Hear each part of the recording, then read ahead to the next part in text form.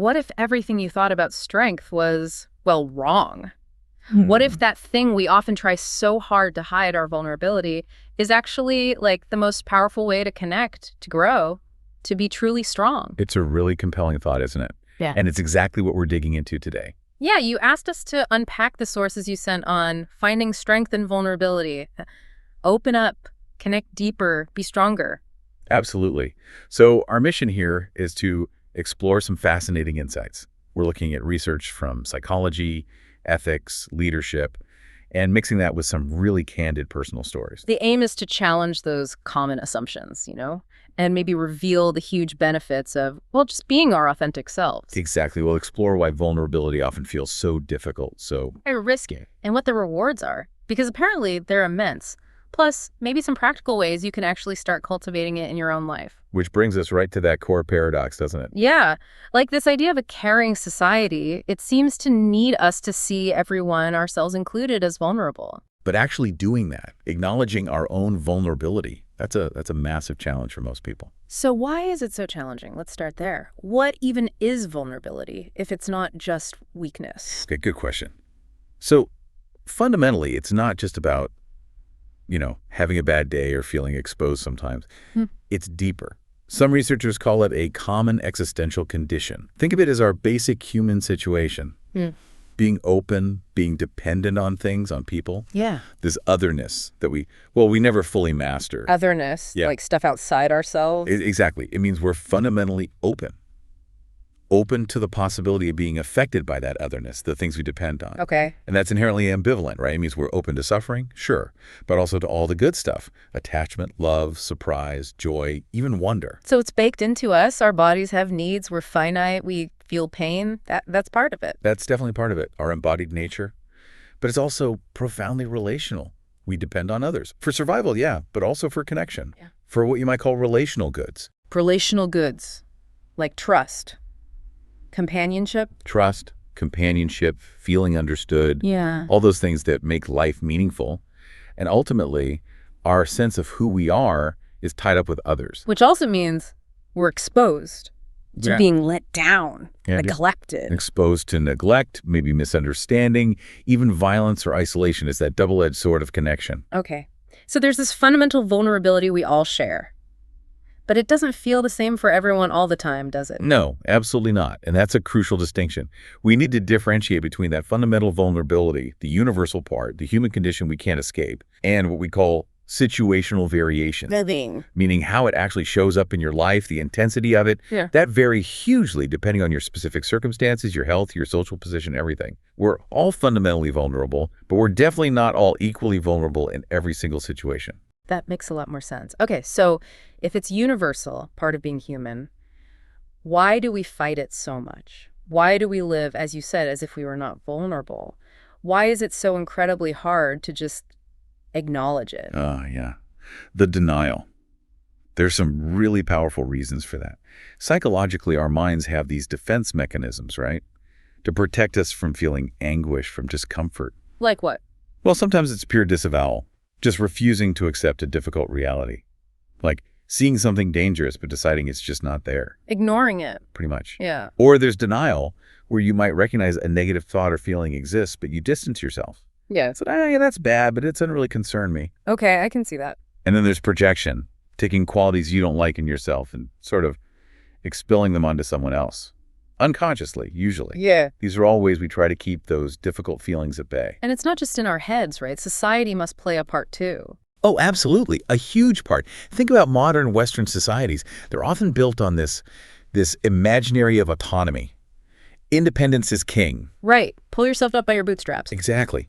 So in that kind of culture, vulnerability can easily look like a defect, something you need to hide. Yeah. There's this pervasive myth of invulnerability. Be strong, be in control, always. And then you layer on things like neoliberal ideas about individual responsibility. If everything's down to you, then any sign of needing help, any perceived weakness, it feels like a personal failure you need to conceal. This is where it gets really interesting, I think, connecting it to social position and privilege. Yes.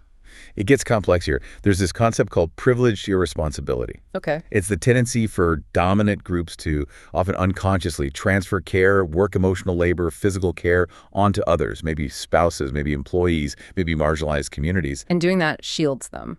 It can shield them from directly confronting their own dependence, their own vulnerability, because they don't have to rely on others in the same visible day-to-day ways. So vulnerability becomes something that other people have, the less fortunate, the ones in need. Exactly. It reinforces this narrow, often stigmatizing view. It creates this invisible boundary. Wow.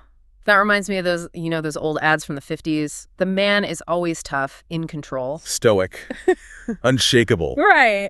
And the woman is depicted as like obedient and maybe emotionally vulnerable. It's like we were explicitly trained for those roles. That's a perfect example of hegemonic masculinity in action. It's this dominant idea of manhood that actively encourages suppressing emotions. Vulnerability is seen as a threat to being a real man. And that suppression can come out in unhealthy ways. It really can.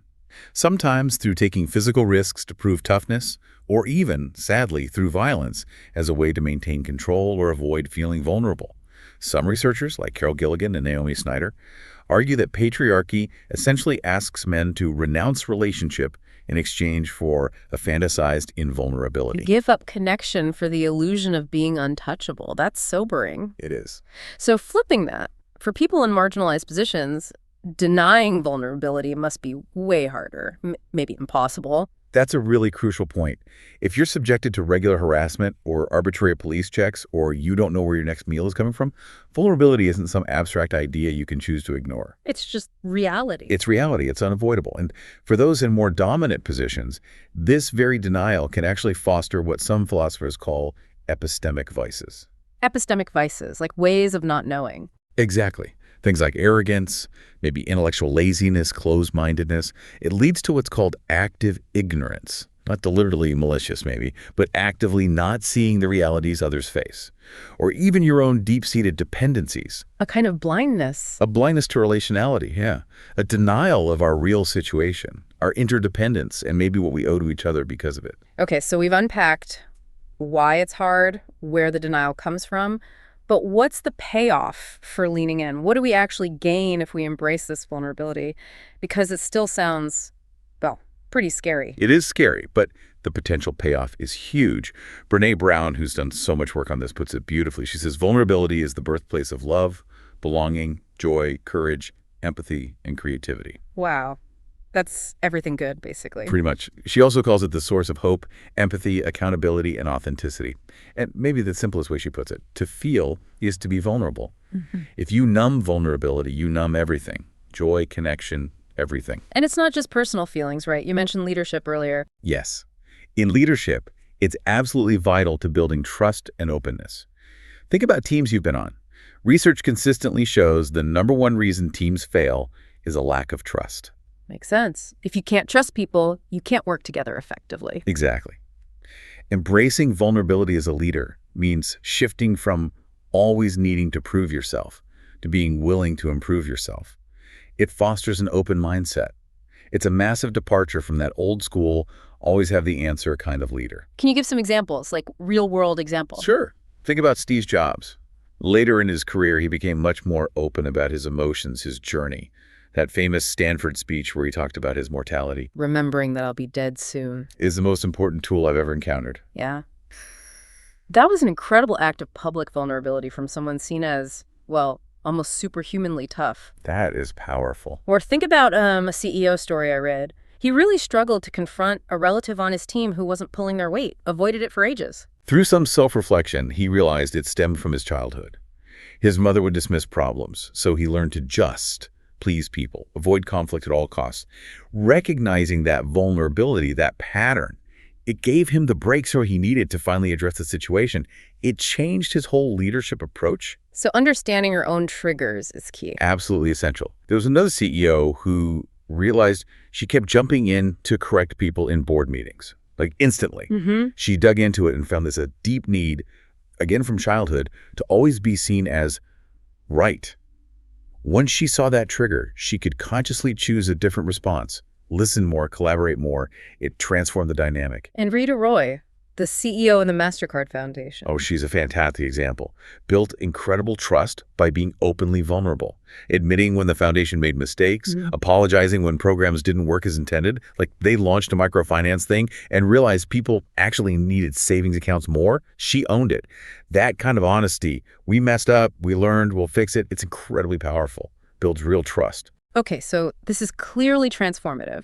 But for someone listening right now thinking, okay, I get it, but it still feels terrifying.